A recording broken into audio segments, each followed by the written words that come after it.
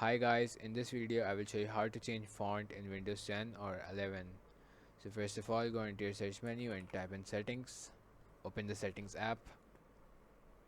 Go on to personalization. Now over here you have to go on fonts. Now just find the font you want to select. Let's say I want to select this one, Chiller. So just notice the name of the font.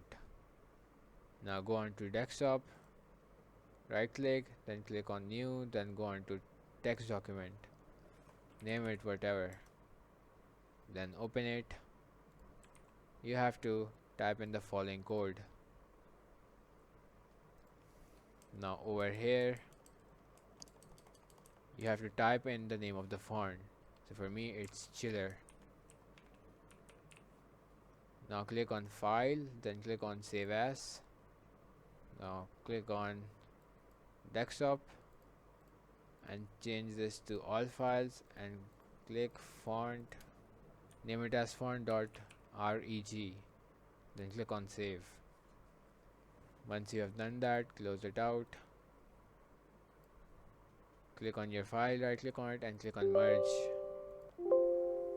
and then you just have to click yes. Once you do that, you will have to restart your PC, and after that your font will be changed on your Windows.